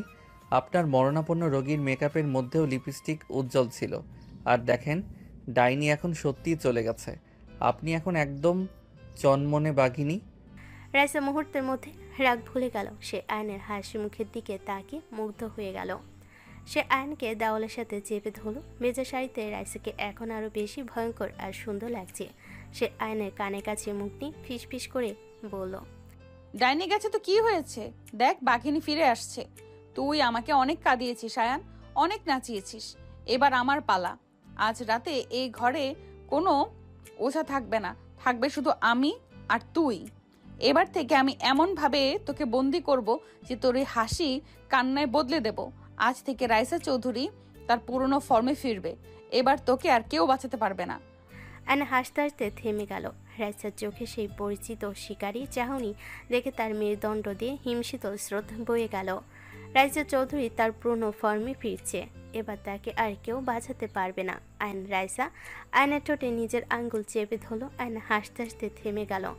রাইসার চোখে সেই পরিচিত শিকারীর চাহনি আর পজিটিভ নেশা দেখে তার মেরুদণ্ড দিয়ে এক হিমশীতল স্রোত বয়ে গেল। কিন্তু রাইসা কিছুই করল না, হেসে চলে গেল। আয়ন মনে মনে যেন হাঁপ ছেড়ে বাঁচল। রাইসা কথা দিয়েছিল সে আর আয়নকে শিকল দিয়ে বাঁধবে না, কিন্তু তার মন তো মানে না। অফিসে গেলেই তো হাজারটা মেয়ে আয়নের দিকে তাকাই। তাই রাইসা অফিসের নকশা বদলে ফেলল। সে আয়নের টেক্সটটা সোজাসুজি নিজের কেবিনে কাছের দেওয়ালের ওপাশে বসালো। রাইসা নিজের টেবিলে বসে ল্যাপটপের বদলে সিসিটিভি ফুটেজে শুধু আয়নকে দেখে। আয়ন যখন কোনো কলিগের সাথে কথা বলে, রাইসা ইন্টারকমে ফোন দিয়ে চিৎকার করে, আয়ান, কফিতে চিনি কম হয়েছে, রুমে আয়। আয়ন রুমে ঢুকতেই রাইসা তাকে জড়িয়ে ধরে কামড় দিয়ে বলে, ওই মেয়েটার সাথে 5 মিনিট কথা বললি কেন? হিসেব দে। আয়ন অসহায় হয়ে বলে, বিবি, উনি তো ফাইল চাইতে আসছিলেন, আপনার কামড় খাইতে না। রাইসা ভুল করে এক সুন্দরী সেক্রেটারি নিয়োগ দিয়ে ফেলে। অবশ্য তাকে দরকার ও ছিল অফিসের কাজে। মেয়েটির নাম স্নেহা। স্নেহা কাজে খুব পটু, কিন্তু রাইসা খেয়াল করলো স্নেহা যখনই ফাইল নিয়ে আসে আয়নের দিকে তাকিয়ে হাসে। ব্যাস, রাইসার মাথায় রক্ত চড়ে গেল। রাইসা স্নেহাকে সাহায্য করতে এক অদ্ভুত কাণ্ড করলো। সে স্নেহাকে বলল, আমার বরের জন্য প্রতিদিন লাঞ্চ চিত্রিতা করল্লা আর কাঁচা লঙ্কা নিয়ে আসবি। রাইসা ভাবল স্নেহা বিরক্ত হয়ে চাকরি ছেড়ে দেবে, কিন্তু স্নেহা উল্টো আয়নকে আদর করে খাওয়াতে গেল। রাইসা সহ্য করতে না পেরে স্নেহার হাত থেকে প্লেট কেড়ে নিয়ে আয়নের মুখে পুরোটা গুজে দিয়ে বলল, আমার বরকে আমিই খাওয়াবো। তুই কালকে থেকে বোরকা পরে অফিসে আসবি, নইলে তোর চাকরি শেষ। আয়ন ঝালে অস্থির হয়ে পানি খুঁজতে খুঁজতে বলল, বিবি, আপনি তো অফিসের বস না, আপনি তো সাক্ষাৎ হিটলার। আয়ন ভাবলো রাইসাকে একটু শিক্ষা দেওয়া দরকার। সে একদিন অফিস থেকে না বলে উদাও হয়ে গেল। রাইসা সিসিটিভিতে আয়নকে না দেখে হিতাহিত জ্ঞান হারিয়ে ফেল। সে সারা অফিস মাথায় তুলো। বডিগার্ডদের বলল শহর বুলক করে দিতে। রাইসা চুল এলোমেলো করে রাস্তায় নেমে পড়ল। সে পাগলের মতো চিৎকার করে ডাকছে, আয়ান, ফিরে আয়। আমি আর তোকে কামড় দেব না।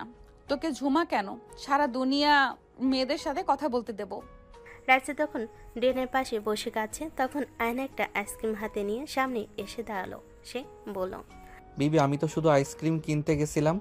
রাইসা জেগে গিয়ে আইসক্রিম কিনে ড্রেনে ফেলে দিল এবং আয়নকে জাপটে ধরে রাস্তায় সবার সামনে কাঁদতে কাঁদতে বলল, তুই আইসক্রিম খাবি না, তুই আমাকে খাবি। আমাকে ছেড়ে আর কোথাও যাবি না। কিছুদিন এভাবেই কেটে যায়। রাইসা হঠাৎ বুঝতে পারে সে মা হতে চলেছে। এই খবর পাওয়ার পর রাইসা সেই উগ্র মেজাজ যেন এক লহমায় তুলো হয়ে গেল। সে এখন সারাদিন আয়নের কোলে মাথা দিয়ে শুয়ে থাকে। রাইসার এখন আয়নকে ছাড়া 1 সেকেন্ডও থাকতে পারে না। অফিসেও সে আয়নের কোলে থেকে নামছে না। সে আয়নকে বলে, আয়ান, আমার বাবু যদি তোর মতো বলদ হয় তবে আমি কি করব? আয়ন হাসতে হাসতে বলে, তাহলে ও আমার মতো আলু ভর্তা খাবে আর আপনার মতো বাঘিনীর হাতে চিমটি খাবে। রাইসা তখন লজ্জে পেয়ে আয়নের বুকে মুখ লুকায়। যে রাইসা একদিন চাবুক চালাতো, সে আজ আয়নের পায়ের কাছে বিড়াল ছানার মতো পড়ে থাকে।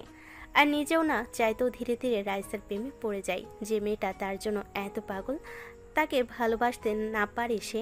কয়েক বছর পর রাইসার আয়নের কোলে এখন একটি ছোট্ট ফুটফুটে বাচ্চা। বাচ্চাটির নাম রাখা হয়েছে আরিয়ান। অবাক করার বিষয় হলো আরিয়ান ঠিক তার মায়ের মতো জেদি হয়েছে আর বাবার মতো দেখতে হয়েছে। রাইসা এখন আর অফিসের কাজ নিয়ে মাথা ঘামায় না। সে সারাদিন আরিয়ান আর আয়নকে নিয়ে ব্যস্ত। তবে তার সেই পজিটিভনেস এখনও আছে। একদিন আয়ন যখন ছেলেকে নিয়ে পার্কে গেল, রাইসা দূর থেকে বাইনোকুলার দিয়ে দেখছে কোনো মহিলা আয়নের আশেপাশে আছে কি না। আয়ন বাসে ফিরতে রাইসা আরিয়ানের গাল টিপে বলল, তোর বাবা কি পার্কে কোনো পিলপিলির সাথে কথা বলতেছে রে? আরিয়ান আধো আধো গলায় বলল, মা বাবা তো একটা বড় কামড় খাইছে। রাইসা অবাক হয়ে আয়নের দিকে তাকাতেই আয়ন লজ্জা পেয়ে হাত দিয়ে ঘাড় ঢাকলো। রাইসা মুচকি হেসে আয়নের কাছে গিয়ে কানে কানে বলল, কামড়টা তো আমি দেইনি, তাহলে দিল কে? আজ রাতে তোর কপালে আবার শিকল আছে বলত। আয়ন হাসলো। সে জানতো রাইসা তাকে অনেক ভালোবাসে। সে রাইসার কপালে একটা চুমু দিয়ে বলল, বিবি চান শিকল দিয়ে না, আপনি আমাকে আপনার মায়া দিয়ে সারা জীবন এভাবে বেঁধে রাখেন। রাইসা চৌধুরী সেই টক্সিক ভালোবাসা এখন এক পবিত্র মায়ে রূপ নিল। বাঘিনী এখন তার বলতের সংসারে পুরোপুরি গৃহিণী হয়ে সুখে শান্তিতে দিন কাটাতে লাগলো। রাইসা চৌধুরী এখন আর আগে সেই রাগী বস নেই, তবে তার পজিটিভনেস বা অধিকারবোধ 1 ইঞ্চিও কমেনি, বরং সেটা এখন এক অদ্ভুত মায়ের রূপ নিয়েছে। একদিন বিকেলে রাইসা অফিস থেকে ফেরার পথে দেখলো আয়ন বাসা নিচে পাড়ে কিছু ছোট বাচ্চা আর তার মায়েদের সাথে হাসাহাসি করে গোলাছুট খেলছে। ব্যাস, রাইসার ভেতরে সেই পুরনো আগ্নেয়গিরি জেগে উঠল। সে গাড়ি থেকে নেমে গটগট করে আয়নের সামনে গিয়ে দাঁড়ালো। আয়ান, এই রোদের মধ্যে এখানে কি হচ্ছে? বিবি দেখেন না, আমরা গোল্লাছুট খেলছি। ঋতুর মা আর খালাদের সাথে আমি তো চোর হইছি। এই মহিলা তোর সাথে কি করছে? চোর হয়েছিস মানে? তোর এত সাহস আমার বরকে নিয়ে তোরা গোল্লাছুট খেলছিস? রতন, এই মাঠ এক্ষুনি খালি কর। আর আয়ান, তুই এক্ষুনি রুমে আয়, তোর বিচার হবে। আয়ন কাচুমাচু হয়ে ঘরে ঢুকলো। রাইসা দরজা লক করে দিয়ে আলমারি থেকে একটা রেশমি ফিতা বের করলো। বিবি, ও বিবি, আমার আবার কি শিকল আনছেন? আমি তো বললাম আমি আর করব না। রাইসা আয়নকে সোফায় ধাক্কা দিয়ে ফেলে দিয়ে বলে, না, আজ তোকে শিকল দেব না। আজ তোকে আমি আমার আঁচল দিয়ে বেঁধে রাখবো। তুই কেন ওই মেয়েদের সামনে হাসলি? কেন তোর টি শার্টের হাতা গোটানো ছিল? তুই কি চাস দুনিয়ার সব মেয়ে তোর ফর্সা হাত দেখুক? রাইসা আয়নের 2 হাত নিচে শাড়ির আঁচল দিয়ে পেঁচিয়ে ফেলে। সে আয়নের বুকের উপর মাথা রেখে ফিস ফিস করে বলে, তুই জানিস না আয়ান, তোকে অন্য কারোর সাথে হাসতে দেখলে আমার কলেজাটা জ্বলে যায়। আমি চাই তুই শুধু আমার সামনে হাসবি, আমার সামনে কাঁদবি। তুই আমার ব্যক্তিগত সম্পত্তি। সেদিন রাতে রাইসা এক বিশাল ডিনার পার্টির আয়োজন করলো। অফিসে বড় বড় সব ইনভেস্টর আর কলিগদের দাওয়াত দেওয়া হলো। সবাই ভাবলো রাইসা নিশ্চয় কোনো নতুন প্রজেক্টের ঘোষণা দেবে। আয়নকে এক দামি শেরওয়ানি পরানো হলো। সে স্টেজে রাইসার পাশে দাঁড়িয়ে বিড়বিড় করছিল, বিবি, এত মানুষের সামনে আমাকে আবার কামড় দিয়েন না। আমার ইজ্জত তো এখন কাচের গ্লাসের মতো পাতলা। রাইসা মাইক হাতে নিয়ে সবার সামনে দাঁড়ালো। তার চোখে মুখে এক অদ্ভুত দীপ্তি। সুধী মণ্ডলী, আজ আমি এক ঘোষণা দিতে চাই। আজ থেকে চৌধুরী গ্রুপ অফ ইন্ডাস্ট্রিজের সিইও পদ থেকে আমি ইস্তফা দিচ্ছি। পুরো হলে পিনপত নীরবতা। রাইসা আয়নের হাত শক্ত করে ধরলো। আমি এতদিন শাসন করেছি, দখল করেছি, কিন্তু আজ থেকে আমি একজনকে শাসন করতে চাই, আর সে হলো আমার বর আয়ান। এখন থেকে অফিসের সব দায়িত্ব আমার ম্যানেজমেন্ট দেখবে, আর আমি আমার সময়টা শুধু আমার আয়ান আর আমার আগামী দিনের অতিথির জন্য বরাদ্দ রাখলাম। আমার আরিয়ান আর আয়ানই আমার দুনিয়া। আয়ন হাঁ করে তাকিয়ে রইল। রাইসা তাকে জড়িয়ে ধরে সবার সামনে তার কপালে একটা দীর্ঘ চুমু দিল। আয়ন লজ্জা পেয়ে বলল, বিবি, আপনি তো দেখছি আমার একেবারে ঘরের কামলা বানাইয়া ফেললেন। এখন কি সারাদিন আপনার পা টিপে দিতে হবে? না রে বলদ, এখন থেকে তুই হবি প্রাসাদের রাজা আর আমি হব তোর হুকুমের দাসী। তবে হ্যাঁ, অন্য কোনো মেয়ের দিকে তাকালে কিন্তু বাঘিনী আবার জাগবে। কয়েক মাস পর বিকেলে স্নিগ্ধ আলোয় ছাদ বাগানে বসে বসে আয়ন আর রাইসার সেই উগ্র মেজাজ এখন মাতৃত্বের মাই একদম নরম হয়ে গেছে। সে আয়নের কোলে মাথা দিয়ে শুয়ে আছে, আর আয়ন তাকে যত্ন করে আলু ভর্তা দিয়ে মাখানো ভাত খাইয়ে দিচ্ছে। বিবি, এখন তো আর আপনি আমাকে চাবুক মারেন না, শিকলও দেন না। আমার কি দাম কমে গেল? রাইসা আয়নের হাতটা নিজের গালে ঘষে নিয়ে বলল, বলদ একটা, তুই কি জানিস না এখন তোকে আমার মনের শিকল দিয়ে বেঁধে ফেলেছি? সেখান থেকে পালানোর ক্ষমতা তোর কেন, স্বয়ং আজরাইলেরও নেই। আয়ন হাসলো। সে বুঝতে পারলো রাইসার এই পজিটিভনেস আসলে এক গভীর ভালোবাসার বহিঃপ্রকাশ, আর রাইসাকে সে আরো শক্ত করে জড়িয়ে ধরল। দূর থেকে দেখা যাচ্ছে আকাশে নীল রং আর রাইসার চোখে নীল কাজল মিশে একাকার হয়ে গেছে। আরিয়ান আসার পর রাইসা আর আয়ানের জীবন এখন এক লহমায় অন্যরকম আনন্দের জোয়ারে ভাসছে। সেদিন বিকেলে তারা সিদ্ধান্ত নিল শহরের ভিড় ঠেলে দূরে কোথাও পাহাড়ের কোলে সময় কাটাবে। রাইসা তার দামি হ্যামার গাড়িটা নিজেই ড্রাইভ করছে, পাশে আয়ন বসে আরিয়ানের ফিডার পরিষ্কার করছে। তার পিছনের সিটে 2 বছরের পুচকে আরিয়ান তার বাবার মতো হা করে জানালা দিয়ে বাইরের গাছপালা দেখছে। আয়ান, আরিয়ানের টুপিটা ঠিক করে দাও, রোদ লাগছে ওর চোখে। আর শোনো, রিসোর্টে পৌঁছে তুমি কিন্তু একদম সুইমিং পুলের দিকে যাবে না, ওখানে অনেক টুরিস্ট মেয়েরা থাকে। বিবি, পাহাড়ে আসছি শান্তি খুঁজতে, আর আপনি এখানেও গোয়েন্দাগিরি শুরু করলেন। আরিয়ান তো আমার কোলে থাকবে, আমি কি পানিতে ঝাঁপ দেব নাকি? বলা যায় না, তোমাকে আবার নীল গেঞ্জিতে খুব কিউট লাগছে। কোনো মেয়ে যদি তাকিয়ে হাসে তবে আমি কিন্তু পাহাড় থেকে তাকে ধাক্কা দিয়ে ফেলে দেব। রিসোর্টে পৌঁছে আরিয়ান ঘাসের উপর নেমে খিলখিল করে হাসতে হাসতে দৌড়াতে লাগলো। আয়ন ওর পিছনে ছুটছে।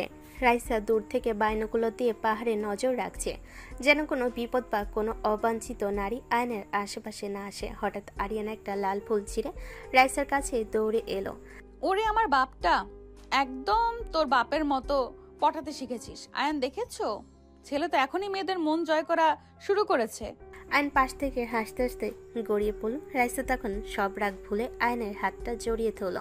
পাহাড়ে ঝর্ণার শব্দ আর পাখির ডাকের মাঝে রাইসা, আয়ন আর আরিয়ানের এই ছোট্ট পরিবারটি এক অন্যরকম স্বর্গ খুঁজে পেল।